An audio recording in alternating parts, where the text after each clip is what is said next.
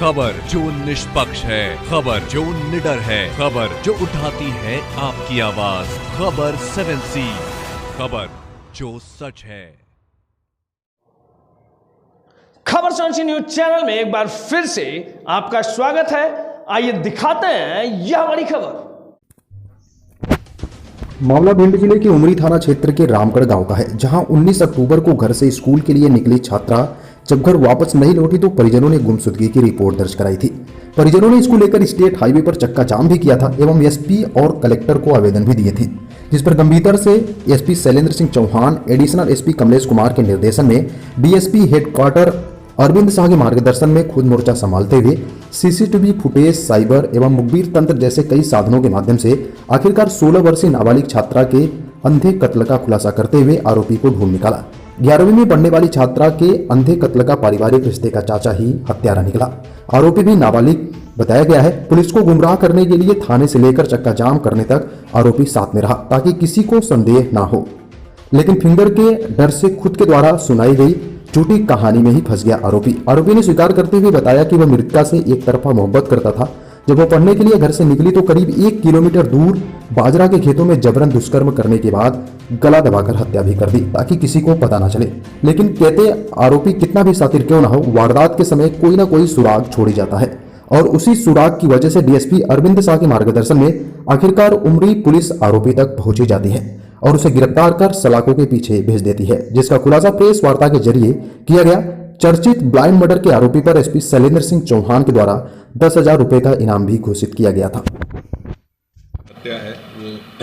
गला दबाने से कारित की गई है। इसमें तत्काल पुलिस ने जो रिपोर्ट आई थी उसके आधार पर और जो हमारे पास साक्ष्य थे उसके बेसिस पर कोशिश की आरोपी का पता लगाने का, लेकिन ये मामला पूरी तरह से ब्लाइंड था। कोई भी किसी तरह के संदेही का या आरोपी का कोई अता पता नहीं था, किसी को किसी पे कोई शक नहीं था। काफ़ी लोगों से, करीब 100-125 लोगों से पुलिस के द्वारा पूछताछ की गई। जो कई लोगों को गांव में इसके पूछताछ के लिए जो सादा वर्दी है उसमें भी लगाया गया कि कहीं से कोई सूचना मिले, मुखबिरों को लगाया गया। जो जितने संभावित लोग हैं उनकी लोकेशंस वगैरह की सारी डिटेल्स ली गई, सारी जानकारी जुटाई गई। कहीं पे भी कोई संदेही के विषय में पता नहीं चला, लेकिन पूछताछ के दौरान जो आरोपी है जब उसको बुला के पुलिस के द्वारा पूछताछ की गई तो पुलिस के सवालों के जवाब उसने जो है वो समाधानकारक तरीके से नहीं दिए और पूछताछ के दौरान उसने फिर एक कहानी बताई जिसमें उसने किसी अन्य 3 लोगों द्वारा इस घटना को करना बताया था, ऐसा उसके द्वारा बताया गया। जब उसके द्वारा बताए गए घटनाक्रम को पुलिस ने मौके पर जाकर उसके वेरीफाई किया तो वो घटना पूरी तरह से झूठी साबित हुई, उसके जो और भी साक्ष्य थे। फिर जब दोबारा उसको पूछताछ की गई तब उसने पूरा घटनाक्रम जो सही तरीके से किस प्रकार से उसने किया है वो पुलिस को बताया। वो बेसिकली लड़की के पीछे पहले भी लगा हुआ था और वो मौके के इंतज़ार में था कि जब उसको मौका मिले तो उसके साथ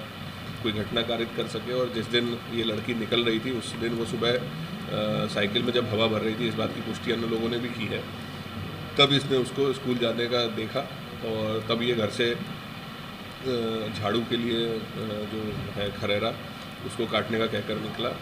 और जहाँ पे जो घटनास्थल है वहीं पर इसने इस लड़की को पकड़ा, तुरंत वहाँ खेत में ले गया, वहाँ इससे जबरन इसने दुष्कर्म करने का प्रयास किया और उसी दौरान जब इस लड़की ने विरोध किया तो इसका गला घोंटकर इसकी हत्या कर दी। उसी दिन इसने जो साइकिल है वो दूसरे के खेत में वहाँ पे रख दी और ये अपने घर चला आया। फिर जब साइकिल मिल गई और अगले दिन जब इसकी घर वाले तलाश करने वाले थे तो साइकिल मिलने के बाद ये थोड़ा घबरा गया और इसने अगले दिन सुबह जाकर जो बैग है वो घटनास्थल से हटा के जहाँ पे बाद में मिला था वहाँ पे इसने उसी दिन सुबह इसको फेंका। तो जितने इसकी बात थी, जितने इसने बताया, वो इसके जितने भी साक्ष्य संभावित थे जो मौके से हमें प्राप्त हुए या अन्य जो भी थे लोगों के द्वारा पूछताछ करने पर, उससे इसकी बताई हुई घटना की जो पुष्टि है वो हुई और उसके उपरांत हमने इसको गिरफ्तार किया।